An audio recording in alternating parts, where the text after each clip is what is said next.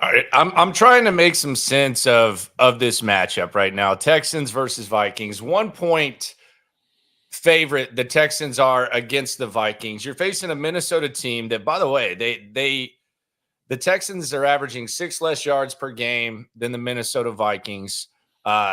They're slightly ahead when it comes to passing yardage. And in the run, Minnesota's just 16 behind, despite the fact you've had one really good game, one really bad game. It seems like the experts like the Vikings here, and I'm just trying to make some sense of it because I just don't see the Texans losing this game. Not this version of the Texans. I just do not see it. I don't either. And the main thing behind that is it's the quarterback advantage that you walk into this game with if you're the Texans is immense. Like you look at the schedule, and there's going to be some games where the QB gap's not that big, and Stroud's just a little bit better than the other guy, or he's slightly worse than the other guy. But there's an immense gap at the quarterback spot. And then you look at the rest of the roster, and you just where Minnesota's been the past couple of years. And yeah, they spent a bunch of money on defense, and they got some nice role players for their team. But I don't see how they're stopping the Texans consistently, and I don't see how they're scoring consistently on the Texans. And I wonder if we're having the exact same conversation that everybody that covers the 49ers had last week. That's fair. That's 100% fair. I almost think the 49ers win, it plays into the Texans' favor.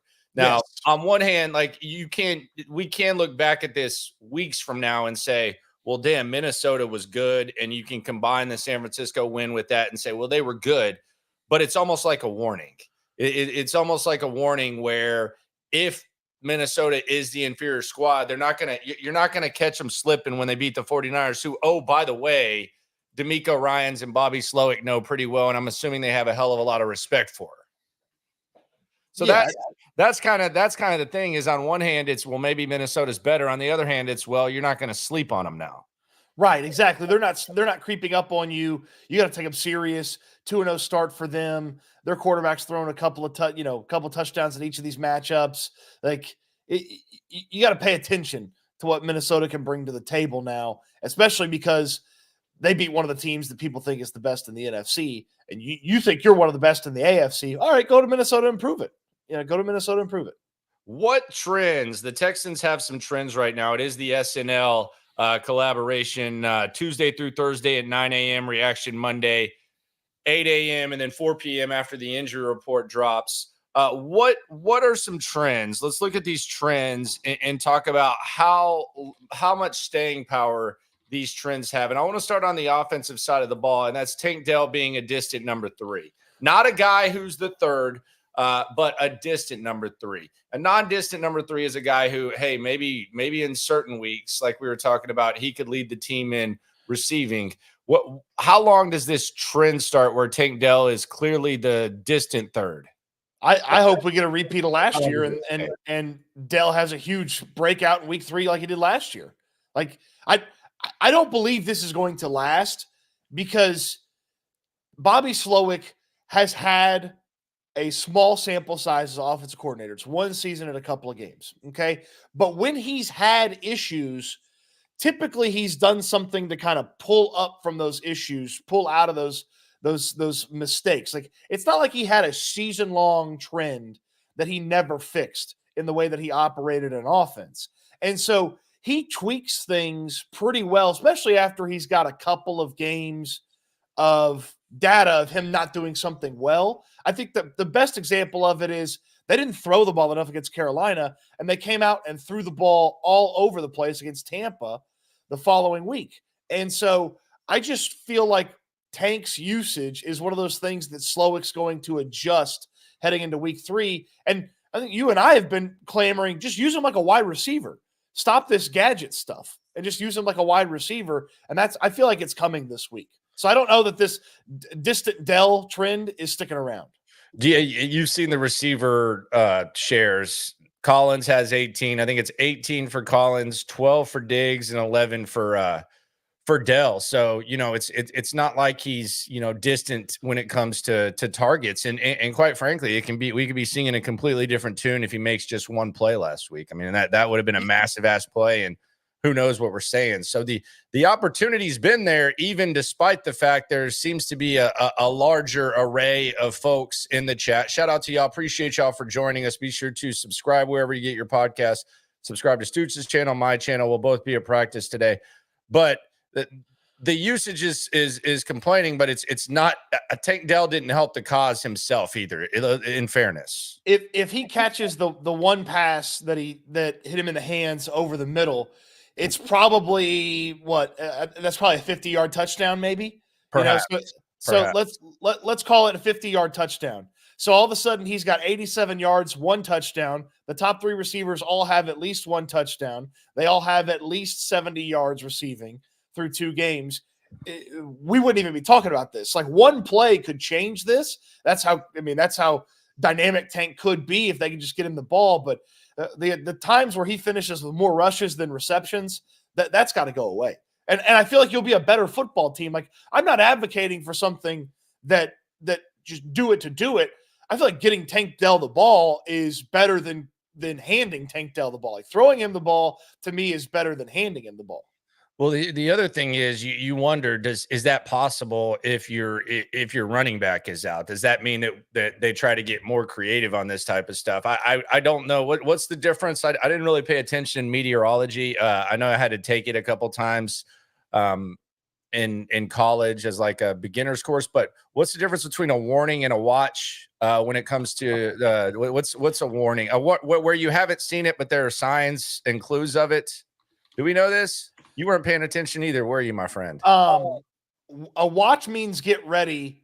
A warning means move quickly to safety. Okay, then we're on a Tank Dell getting a lot of reverses watch, because get ready. Without the running back, I don't see how Joe Mixon perhaps doesn't play this week. And we'll be at practice today. We'll keep an eye on that. We'll give you the update on if Joe Mixon is or not isn't practicing, but I think there is a warning that we could see some more gadget plays, as Bobby Slowick calls them, in the run game. Fun fact, atmospheric science, Texas Tech University, Michael Crabtree sat behind me. He showed up 4 times to class. The first day. That's a surprise. The 2 test days and the final. And he was the first person finished with his test every time. Wonder how that works. Oh, what do you mean? He's a smart guy. Shout out to Crab. Shout out to Hoop Club, baby. All right, so here's another trend that I want to get to, and this is on the other side of the rock, and there's going to be multiple layers of this. I'll be honest, if this were a national show, this would probably not be a topic, but this is the S&L Collaboration, the 2 top guys on the digital beat. So we are throwing this out there. The Jaylen Petri factor. We've seen Jaylen Petri play really, really well. We haven't seen him really stick out in pass coverage. There was 1 pass interference penalty, but it wasn't like anything massive or anything like where he just got exposed and was in the wrong place or out of position like we saw last year in the old role. The Jaylen Petri factor, how long are we looking at this? And I'll take it a step further. Jaylen Petri is playing. He played 100% of the snaps the other day, which is all of them. How long? Is that what 100% means? Yeah, I was paying attention in math class. I was not paying attention in meteorology. I was paying attention in math class. 100% means all of them. How long does this Jaylen Petri factor last? How long can we rely on this? Well, so I don't believe it's changing anytime soon. And it's because they not only need him in that unique position that he plays, that's kind of a slot cornerback, but kind of a small, speedy linebacker. Like, I think that, your old school coaches, your scheme people, it's a star, it's whatever. Okay. It's Jaylen Petri's new position. It's gone well for him. Part of the reason he does that is because they don't have a third corner. Like, they've got 2 cornerbacks that they trust to put on the field. And then they've got Jaylen Petri, who's kind of a cornerback, kind of a safety, kind of a linebacker.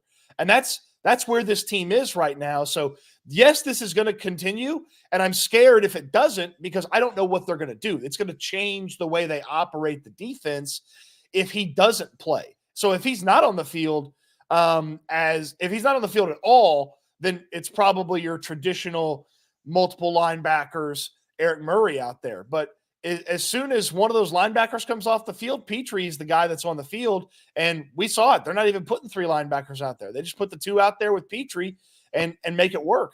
And so this is not going away. This is how they play defense now. So we're going to see them playing only 2 linebackers is what you're saying. They have not put Jake Hansen on the field yet. Hansen didn't have a bad preseason. I thought he had It was good. I thought he had a real good preseason.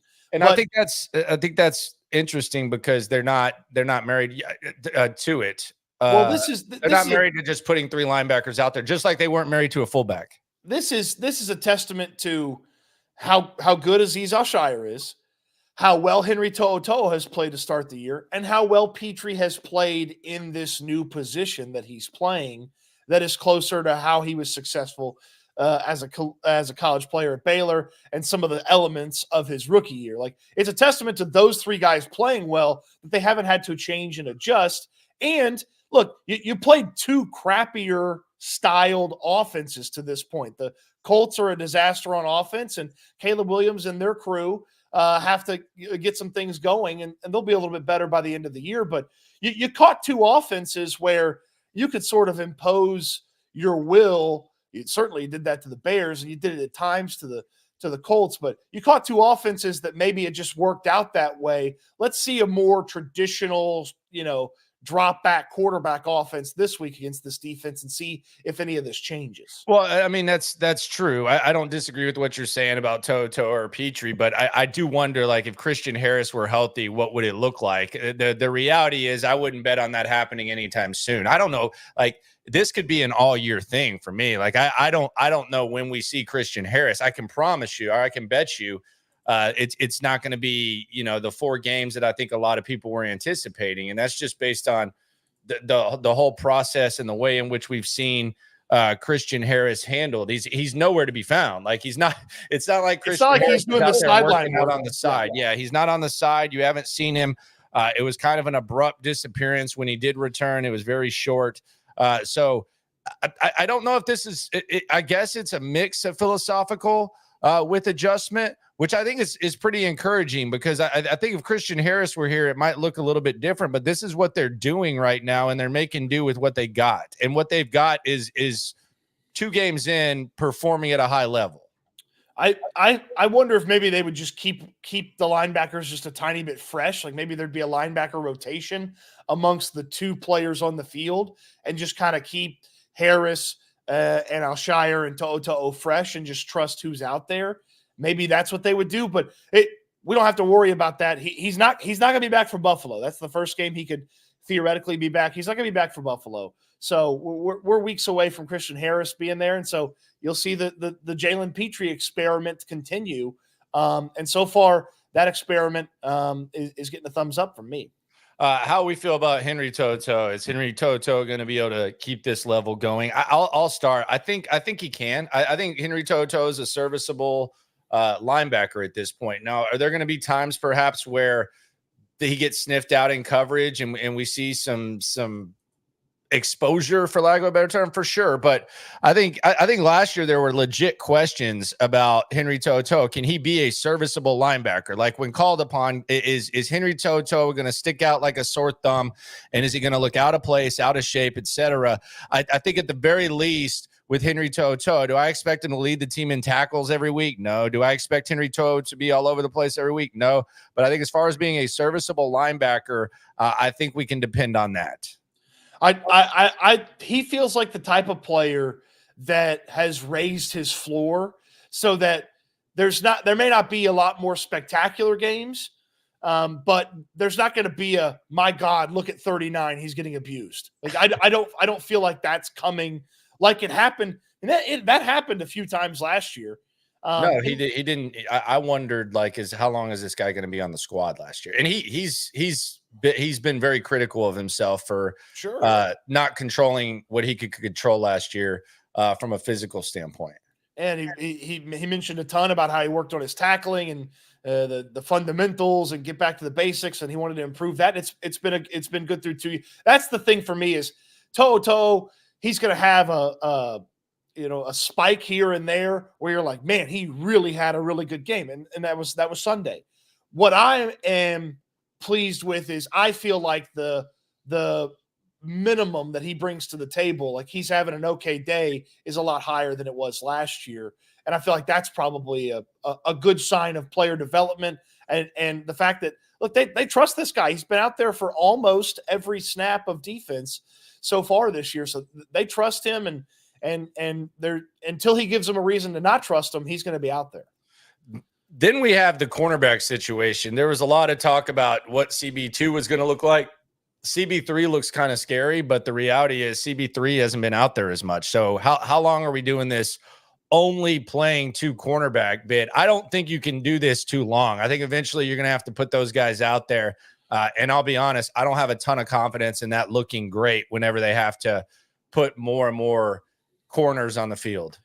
I would be very interested to know, and maybe I put Stoots and info on this to find out. I'd be very interested to know how many teams have played their top 2 corners 100% of the snaps through the first 2 weeks, because that's what Kamari Lassiter and Derek Stingley have done. And even if they had Jeff Okudah, this might have been the case. Okudah gets hurt in the first game, he's done for the year. Or I guess he maybe come back on IR, but a hip injury feels like he's kind of done for the year. Damn. This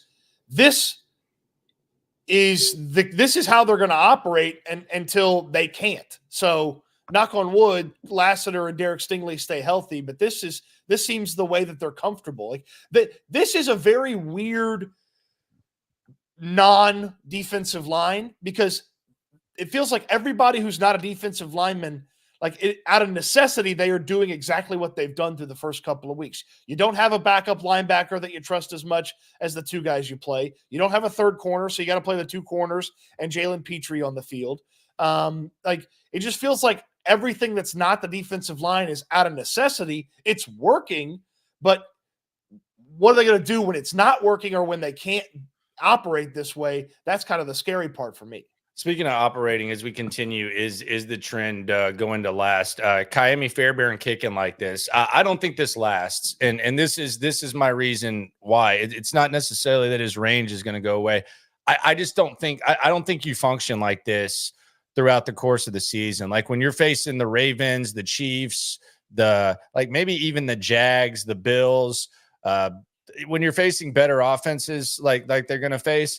I don't know that on 4th and 1, you're kicking a 52-yard field goal. I think eventually they kind of open it up and we see them going for it more than settling for field goals. Because the thing about these Fairbairn, some of these long Fairbairn field goals is, they've done it on 4th and manageable at least twice. And there's been a trust factor. And I don't think that goes away. But I do think the way in which you attack teams that you feel are bigger threats on offense, or teams that you feel like you need to put more points up against, I don't think they're going to have the same mindset. I think there's going to be a little bit more aggressiveness on offense when it comes to Fairbairn.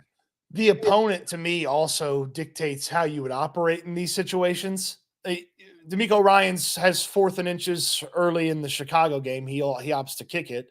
If that's Lamar, Mahomes, Josh Allen, maybe you go for it. You need 4 you need 4 extra points on top of the 3. You need a 7 instead of a field goal. So the opponent's going to dictate that too. And when the game's close and you need it, I'm not worried about it. Early on with some of those decisions, hey, 4th and short, first quarter, second quarter, just send Ka'imi out there. It's almost automatic at this point. But the opponent's going to change that. If that was Josh Allen on Sunday Night Football on the opposite sideline, you're going for it on 4th. Yeah, you got to go.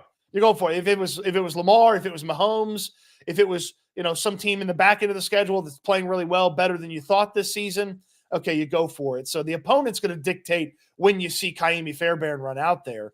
But it does. I mean, how many times? And this is a part of Ka'imi, but it's also a part of the offense. I mean, how many times have there been a couple of minutes left on the clock, less than 2, say a timeout, and you've just felt like there's no chance the Texans are going to be able to get down there into field goal range? Not like the last year, not real. I mean, I haven't felt that way with CJ really ever.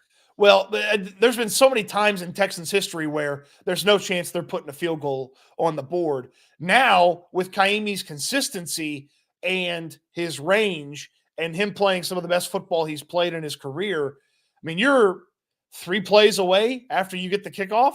or Yeah, it after was you get the officially ball? killed last year against Tampa Bay.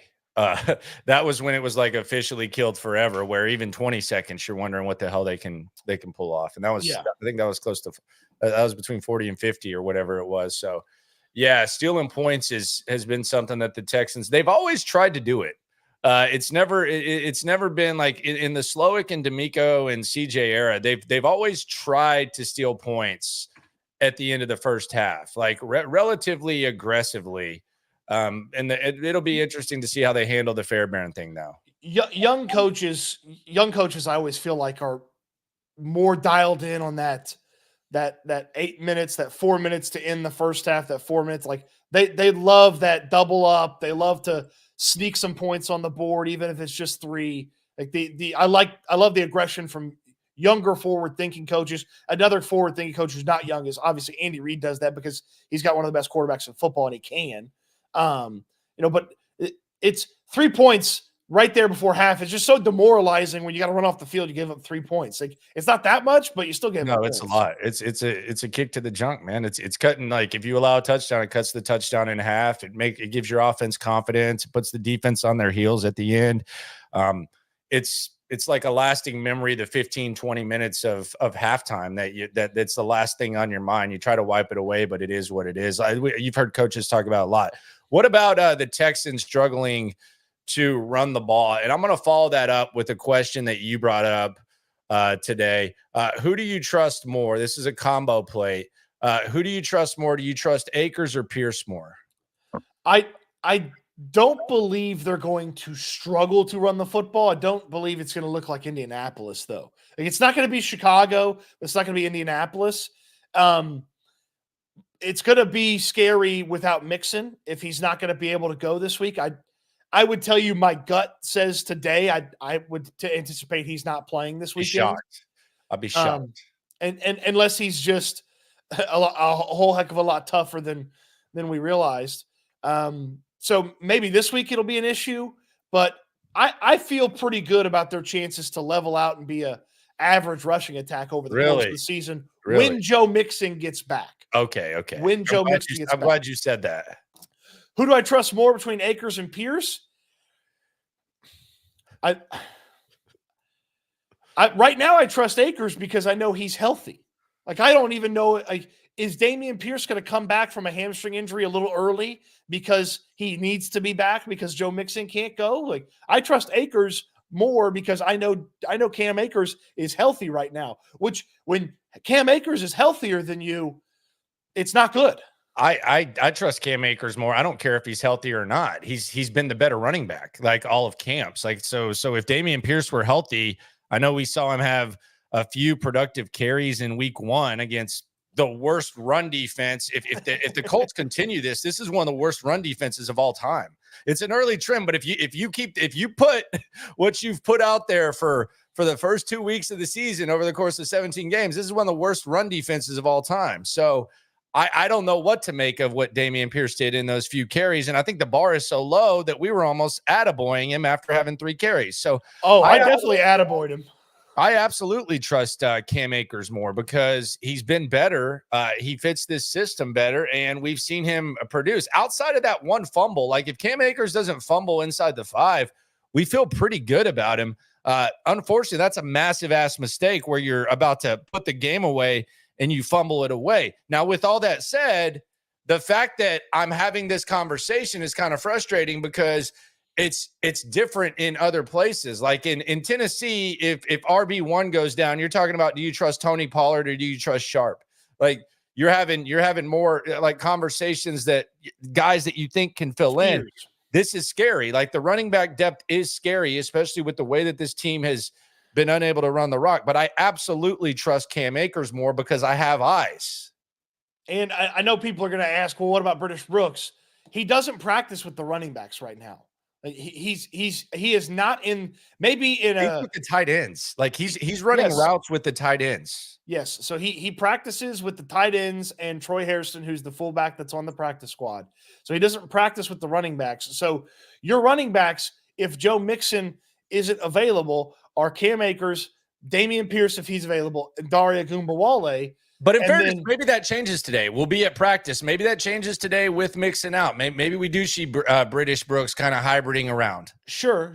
And I would still, he's a big body. I'd still trust him on a short yard play.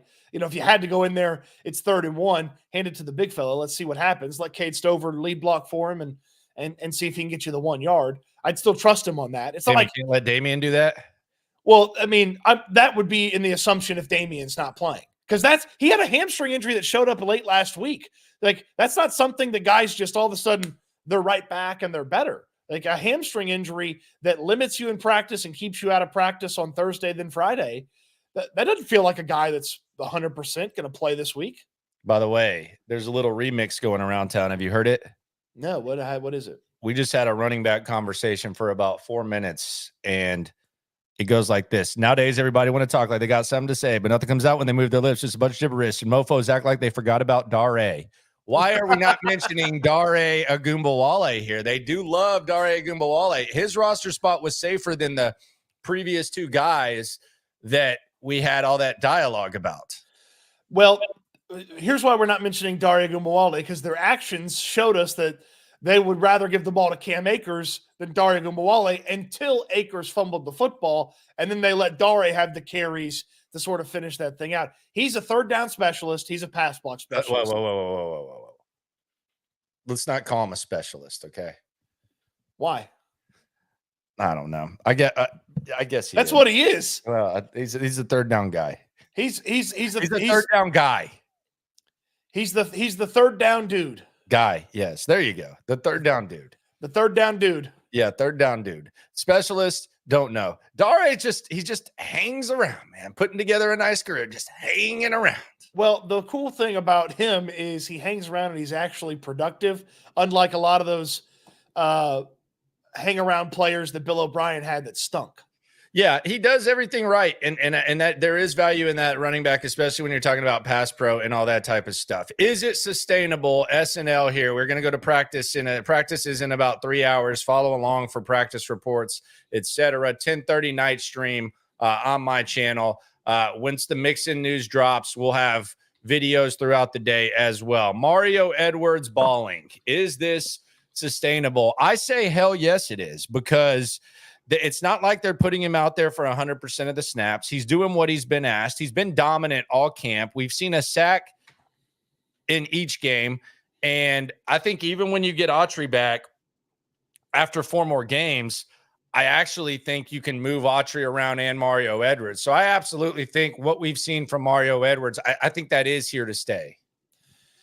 This is one of the beautiful things that happens in the NFL. Role players just go on a streak, and sometimes it lasts for half a season. Sometimes it lasts for a whole season. Sometimes it lasts for a couple weeks. Until it goes away, I believe it's going to be here. And the success that these defensive ends have make it easier for Edwards and Foley Fadukasi to have that success in the middle. It's not going away unless something happens from the edge perspective. I mean, Edwards is going to be there to clean things up. Edwards is going to be there because offensive lines forget about him or put inferior blockers on him.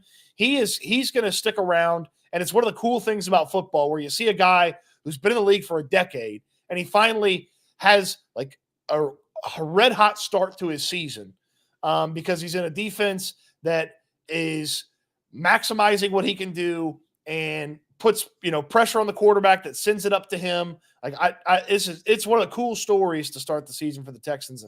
I don't believe it's stopping anytime soon. And we both agree that the run defense is going to be good throughout. So there is that. Practice today. What are we looking for in practice? Obviously, is Joe Mixon out there? Is Dalton Schultz a little bit banged out? Are we going to get like veteran off day Schultzy this year? Banged up or banged out? Either one. We could call it banged up, banged out. Just depends wherever your mind is. Those things are different. A little bit. We'll keep a close eye on that. But is there anything else we want to look for? I think really just what Joe Mixon is or isn't doing. I would be surprised if Joe Mixon practices today. I would be absolutely shocked. I hope to be shocked. I don't anticipate being shocked though. Yeah, Mixon's the big thing. You mentioned where's British Brooks? Is he still playing, tight end fullback, or is he back with the running backs just in case they need him? And then any of those 100% snap players on defense, they need to be at practice, because if you don't have one of those guys, it changes the way you operate. So Petri, Stingley, Lassiter, Alshire, you got to make sure those guys are here at practice today, because we're in here talking about practice. They're essential pieces to what this team does right now. All right, this has been another edition of S&L. Same time tomorrow, 9 a.m. We'll have an update of what's going on at practice. We'll also get a little bit more into the receivers. CJ Stroud will speak. We'll react to what CJ had to say. Be sure to subscribe to Cody's channel, subscribe to my channel, and enjoy the simulcast Monday through Friday, as well as everything else we do. We're on the scene. We're here with you. We appreciate you for coming through. Always remember, we're all in this together. Get the trademark in, Stoots. Eat good, sleep good, be good. We'll talk Texans again soon. There we go.